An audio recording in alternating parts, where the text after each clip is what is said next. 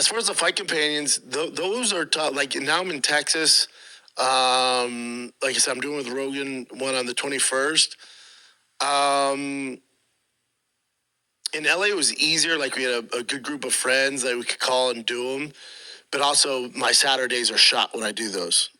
And now Saturdays, like there's a UFC this weekend. I'd never do a companion for that bullshit Mexico card, but let's say it was a good card and I did a companion. Well, then I miss driving my son to Houston, spend time with him, watch him play baseball for travel ball. So a lot of his games are on Saturday. So I just want my Saturdays back, man. I get it. Probably make more money in revenue and sponsors, and it's just not worth it.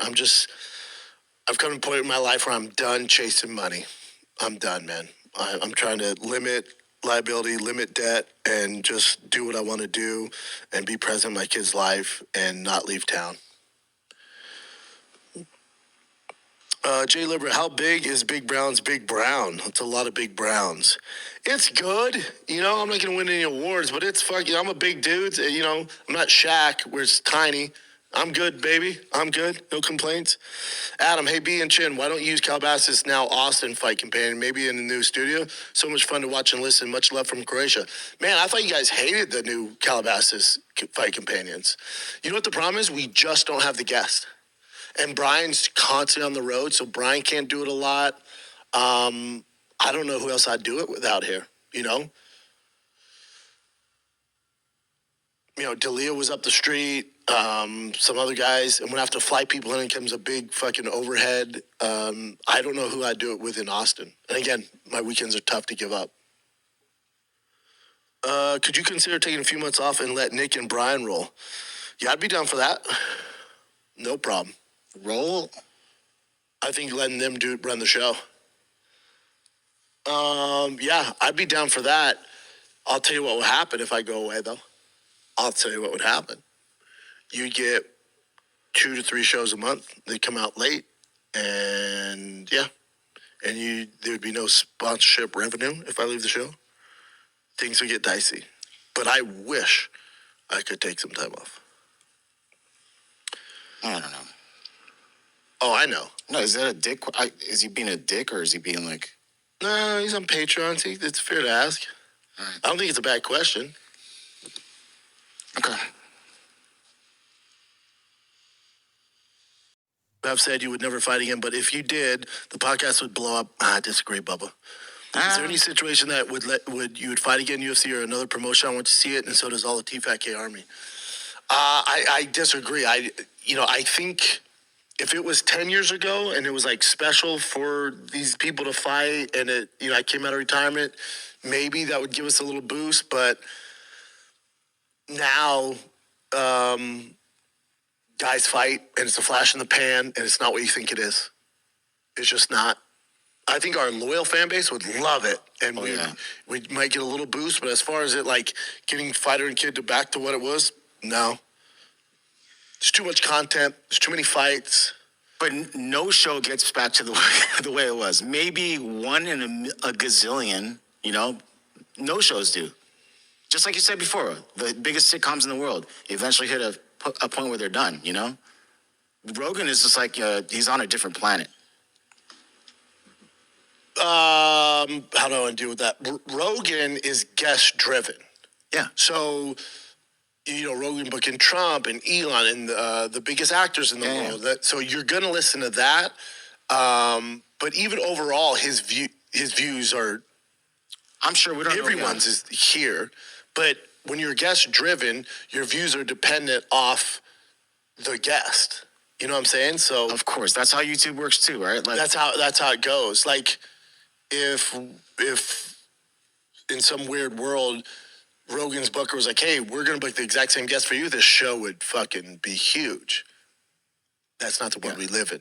But when I say for a variety of reasons, when I say YouTube, it's like if you actually look at your subscriber count and how many people actually are not subscribed that watch, it's insane the difference. The subscribers this much. The people that watch are like this, like randomly. So if you have a big guest on, boom. Ours is different. We have all these subscribers from back in the day, but the views don't show. Yeah, but I mean, the hardcores have been there since day one, and they're awesome. So yeah, and I'm cool with that. Yeah. Master Kim says, "Were you at Jackson's?" Sky Rex says, Michelle Weston met up with the SEALs. I know the range can get boring, but ever thought about making content and learning CQB with professionals? The tactics, correlation, a lot of fighting. It's a lot funner than just being on the range. I'd be down. Dukes of Apollo says, it's time for the Fire Kid and Bobby Lee to reconnect on a podcast. Love to have him on. Out of my control. I have no relationship with him. I never see him. I'm not around the comedy scene. Bryan is. That's on Bryan. That whole thing's on Bryan. Ian says, I know Brendan's not a huge believer in AI. No, it's not that I'm a believer. I just don't like it. I think it's... Brendan Schaub still trashing Bryan Callen in his fan Q&A.